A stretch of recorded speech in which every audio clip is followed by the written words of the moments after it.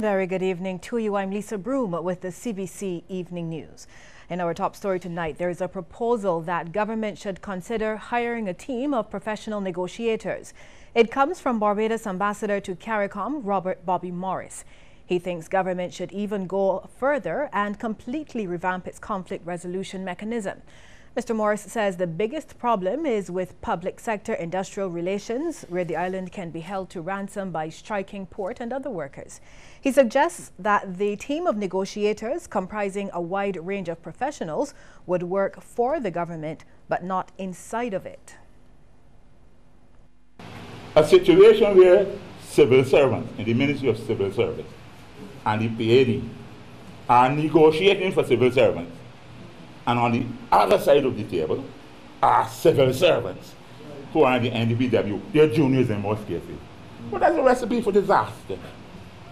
My advice is that government should hire a professional team of negotiators.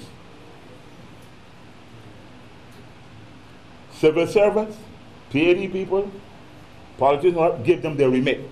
These are what you can do. And let them negotiate with the union. Mr. Morris, who is also a former General Secretary of the Barbados Workers Union, was addressing the Astor B. Watts lecture at Democratic Labour Party headquarters. He explained what he thinks is the next step. If it breaks down right now, you cannot go to the Labour Department for conciliation, because that is Caesar going to Caesar. So the Labour Department has no role. So set up immediately conciliation panels by all these people who are now trained in conciliation. So if you break down at that level, where your negotiating committee and the trade union and NDPW can't get agreement, it goes up to mediation. And if they can't settle that mediation, you go to binding or arbitration. Done with that. Following 2 days of industrial action, the unions are now calling on Barbadians who share their concerns to join them in a march on Monday. This move has already garnered support from the local private sector association. According to General Secretary of the Barbados Workers Union, Tony Moore, no definitive date has been set for a meeting with government, and so the entities which make up 2/3 of the social partnership have united on the basis of their common concerns. We are combining our efforts to have our issues urgently addressed. We are agreed that on Monday, July 24, 2017, we will stage a joint march to allow the wider public to demonstrate its support. For this exercise, we will assure that there will be no disruption of the operation at the ports of entry and hotels. President of the Private Sector Association, Charles Herbert, says consideration will be given to the fact that this is crop over time. However, he's calling on owners of private businesses to allow their employees to attend the march.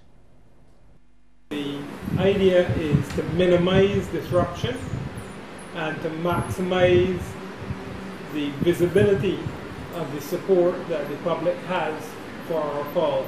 There will be some disruption.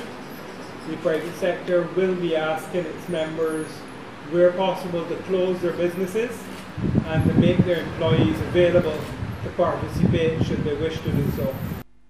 Well, the apparent union-sanctioned sick-out that would have crippled several government departments in Barbados also touched the National Union of Public Workers. CBC understands that the union found itself with a depleted staff, with reports suggesting that all but 2 of the full complement of staff had turned up for work. CBC News spoke with General Secretary of the NUPW, Roslyn Smith, about the reports. She told CBC News that the absence of workers was during the period the union had sanctioned for the sick days protest, and hence her employees were operating in solidarity with government workers. Persons might do so or say so, but we can account for staff who was gone to the doctor, vacation, things like that. But we have staff at work. Everything still functioning. The youngest director of public prosecutions in Barbados history, Charles Leacock, is being heralded as an advocate for justice, a man of the people, and a lover of his family. These were just some of the praises showered on the Queen's Counsel at his funeral service today. Kareem Smith reports. The St. Michael's Cathedral.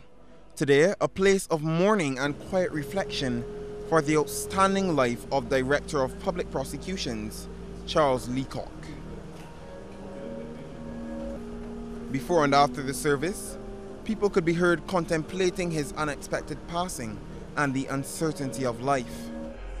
During the service, he was remembered by his son Donald Leacock as a family man who was dedicated to ensuring they enjoyed the best quality of life. He also had a fun side, partaking in various forms of recreation such as dancing with his wife, overseas trips, and sharing good jokes with his family. But at the same time, Donald says his dad was extremely passionate about his job and would never back down from a challenge, proven in his decision to accept the job of DPP at just 39 years old. He shared the conviction which his dad was most proud of. 7 youths found guilty, biggest murder case in 30 years. The defense attorneys at the time were, and I will say their names as they appeared in the paper that day, because some of them have gone on to do bigger and better things since then. Their names in the paper that day were John Connell QC, Fondle Stewart, Tyrone Eswick, Paula Gemma, Dr. Waldo Waldron Ramsey, Dale Marshall, Michael Carrington, and Lakshman Kissoon. There was one prosecutor.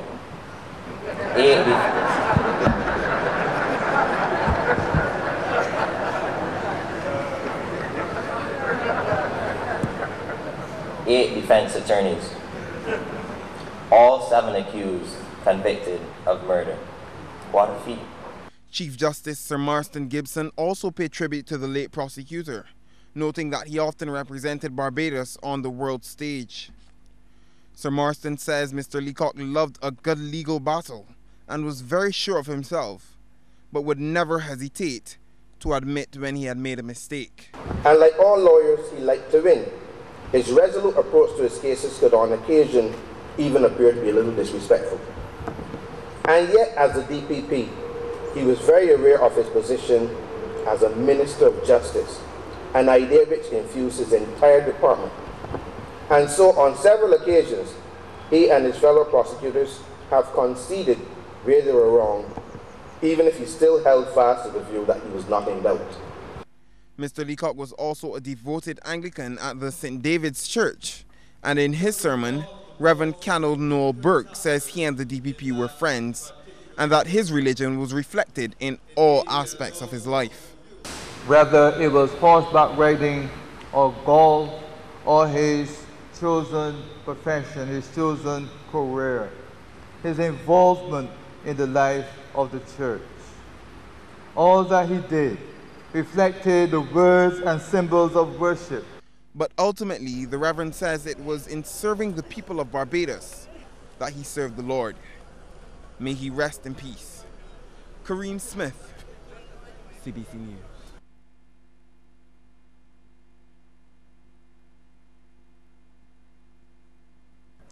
And Prime Minister Fondle Stewart is tonight describing the late Director of Public Prosecutions, Charles Leacock QC, as a great lawyer and a devoted public officer. Mr. Stewart says Mr. Leacock loyally attended the meetings of the Committee of Permanent Secretaries and officers of related grades, and his in-depth contributions will be missed. The Prime Minister says his relationship with Mr. Leacock went back to 1982 when they met at Hugh Wooding Law School in Trinidad. He adds that they had fought many battles together, being a defense lawyer, while Mr. Leacock was a prosecutor and later moved up the ranks to the Director of Public Prosecutions. The Prime Minister says he and Mr. Leacock had many good times together and he remembered him with profound gratitude. Mr. Stewart has extended sincere condolences to Mr. Leacock's family on behalf of the government of Barbados. Members of the public are advised that fraudulent messages have been circulating on Facebook and by cell phone purporting to come from Prime Minister Fondle Stewart. According to the Prime Minister's office, there have been several attempts recently to send fake messages or engage people via Facebook Messenger in conversation online, or even to solicit money with false promises relating to a fictitious United Nations grant by an individual or individuals purporting to be Mr. Stewart. These messages have been accompanied by a photo of the Prime Minister. Now, people are therefore being urged to be vigilant in the face of these forged messages and report any such occurrence to the Fraud Department of the Royal Barbados Police Force at 430-7195. In the case of Facebook misuse, the public should use the report button on the fake page to alert Facebook directly about the fraudulent activities. Those who wish to officially contact the Prime Minister of Barbados on any matter are encouraged to do so either by calling or sending written correspondence to his office at Government Headquarters, Bay Street, St. Michael. The telephone number there is 535-5300. We'll take a break here and be back with more news.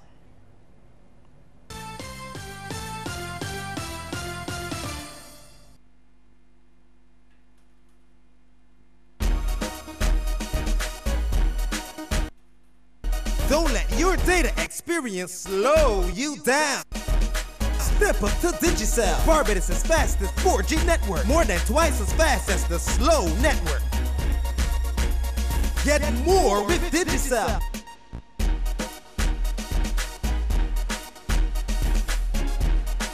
Digicel, the fastest 4G network in Barbados. Dial *153 to sign up to Digicel today. In the next 60 minutes.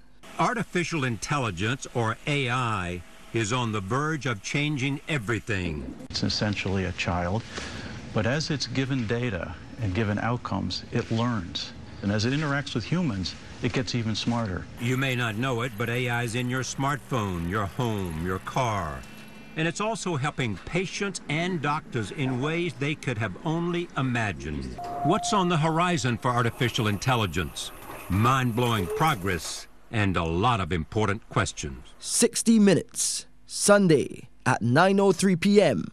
on CBC TV8.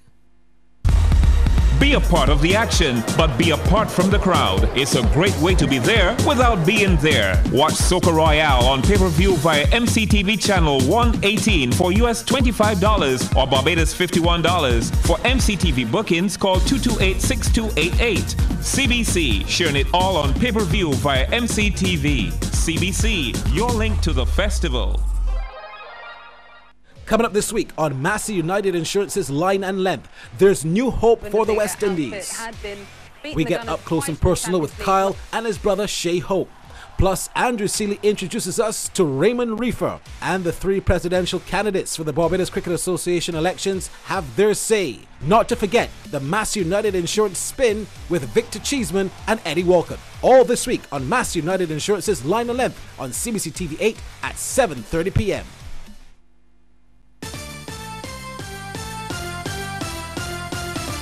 With crop over festivities set to peak in the coming weeks, the Royal Barbados Police Force is assuring the public that measures will be implemented to ensure the safety of all. Acting Police Commissioner Tyrone Griffith says increased searches and police presence are in its plans.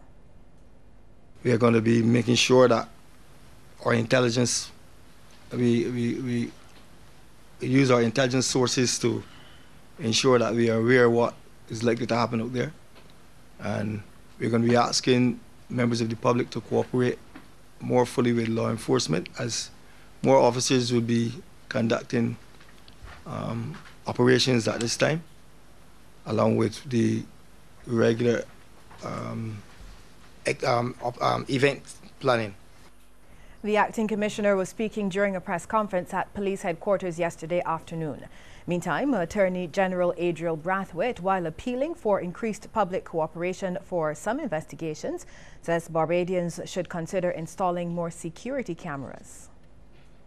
Let me also use this opportunity to encourage more business owners, more families, more households to install security cameras. I'm not putting an ad out for any providers, but they're actually not as expensive as one might believe, and because footage gained from cameras, whether commercial or otherwise, can also be very useful to us in terms of our investigation. Education Minister Ronald Jones believes the negativity published on social media may be one of the reasons why the world views Caribbean countries as underdeveloped. He says people should refrain from such antisocial behavior. We are heathens to them. But who do we blame? We can't blame them for seeing our complexion.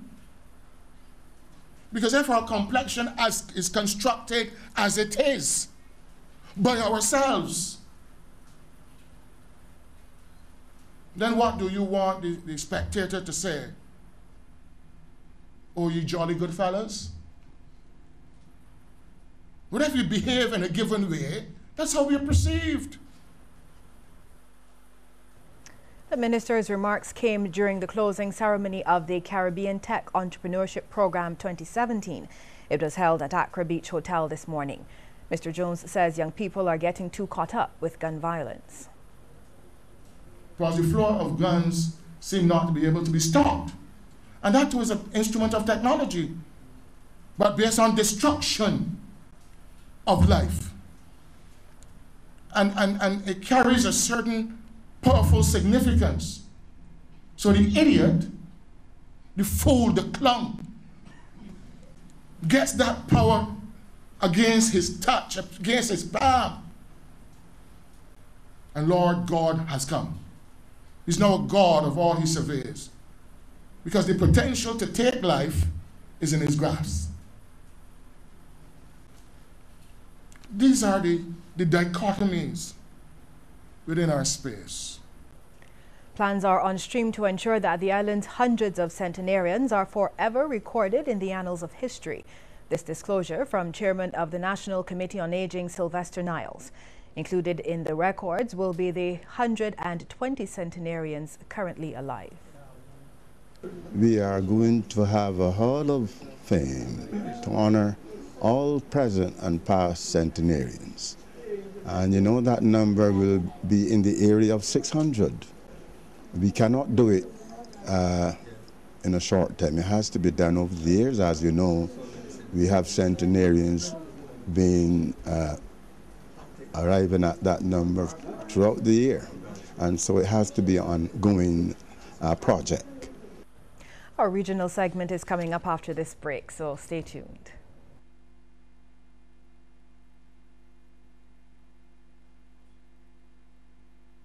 Look, turn on the mic, man. I got something to say. I wanted to know that the Scotiabank Junior Monarch Final in association with LGM Stage Lighting is on Saturday, July 22nd at the Kensington Oval 3Ws Amphitheatre from 7 p.m. Last year was enough action, and I know this year give me more fair. Who does do more social commentary than we youngsters? Not a boy. We always snapping and posting.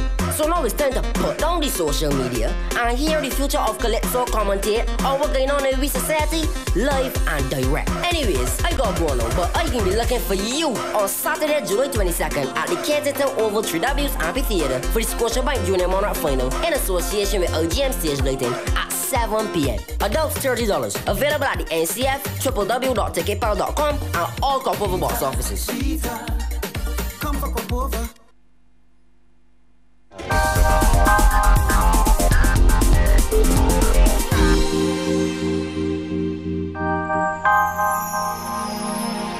I can always try to positively influence everything or everyone around me. I say this because I don't want to be respected by the younger ones by telling them what to do. I want to be respected by them by showing the right example and leading them the way they should go. I have the power of choice.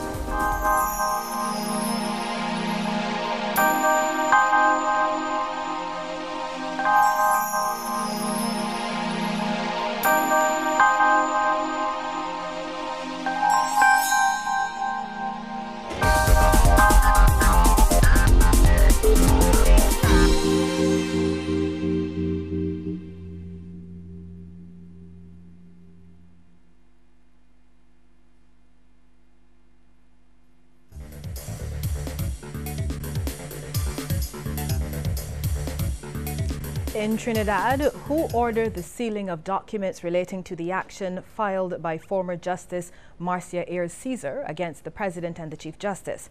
That's the question many people are asking. We get more in this report. Questions tonight over who requested documents related to the court proceedings of Marcia A. Caesar and the JLSC to be sealed. In this latest development, CNC3 understands a request was made to the registrar of the court for the documents to be protected from public view. It appears to be done without the knowledge of A.S. Caesar's attorney, Ramesh Lawrence Maharaj. We contacted Mr. Maharaj today, who was unaware of the decision to seal. Now, record sealing has been done in the past, for instance, to protect trade secrets and state secrets. It is simply the process of removing from general view the records pertaining to a specific court case. Legal sources say documents can be sealed to protect those named in lawsuits, especially if the publication of evidence which does not pass the test can do irreparable damage. Mrs. A. Caesar officially took legal action on Wednesday, filing action at the High Court. While we do not have copies of this action, a pre-action protocol letter dated June 16, 2017 points to certain pieces of evidence on which the former Chief Magistrate's case will be hinged. Among them, private email exchanges between the Chief Justice and the Chief Magistrate. In that pre-action letter, Mrs. A. Caesar asks to be reinstated along with damages, and she accuses the Commission of misfeasance in public office. Trinidad and Tobago's government is moving to initiate disciplinary action against former Attorney General John Jeremy regarding his representation of shareholders in the CL Financial Liquidation Court matter. Mr. Jeremy, along with senior counsel Ramesh Lawrence Maharaj, argued the case on behalf of the shareholders against the government Monday and Tuesday in the High Court. But reports are that this might have been a conflict of interest, and action can be brought against him under the Legal Profession Act. It's understood that Jeremy, who served as AG from May 2009 to May 2010, was privy to all the government information regarding the intervention into CL Financial. As Attorney General, he also instructed that legal action be taken against former CLF Chairman Lawrence Dupre on behalf of the state. This has been deemed a clear conflict of interest. Over to Guyana now. More than 1 year since the contract for the $50 million East Bank Demerara Road was signed, nothing has been done because the company selected to execute the project deemed it too small. But now a reputable firm has signaled its interest in commencing the works. Christy Macklingham reports. The U.S. $50 million East Coast East Bank Demerara Road Agreement, inked in March 2016 between India and Guyana, is yet to bear fruit. But this is by no means the fault of either governments, says Indian High Commissioner to Guyana, Venkachalam Mahalingam, who stated that his government wanted to give the best to Guyana by choosing two very reputable companies from India to execute the project. Unfortunately, what happened was that those companies were too big for a small project like this, which we didn't think in the beginning. We thought that we should give the best to the government of Guyana, and that's how we have chosen those two companies. Indian High Commissioner to Guyana, Venkachalam Mahalingam, at the signing of another line of credit with the government of Guyana on Wednesday. High Commissioner Mahalingam explained that the drag in implementing the road project was no one's fault, and that the companies initially selected did not want to say no at the first instance. According to the Indian High Commissioner, ultimately his government had to look for another suitable company to execute the East Coast East Bank Demerara Road project, and at long last has found one. The company rights is likely to come. Why likely? I mean, it's coming on 30th of this month, and it will do some sort of a preliminary study, and then they will discuss with government of Guyana, the government of Guyana, particularly the Ministry of Finance and the Ministry of Public Infrastructure, and then they will go back with the idea of preparing a detailed project report, and they will come back soon, and then the project will be implemented. Well, we'll give you a peek into the world of sports in just a moment, but before we get to that, here's a tip now from Cooperators General Insurance. This tip of the day is brought to you by Cooperators General Insurance Company Limited. Insurance the way you want it to be. Before a hurricane, you should know the nearest hurricane shelter and have a plan for relocation to the shelter if that becomes necessary. Co-operators General Insurance, helping you to be prepared this hurricane season.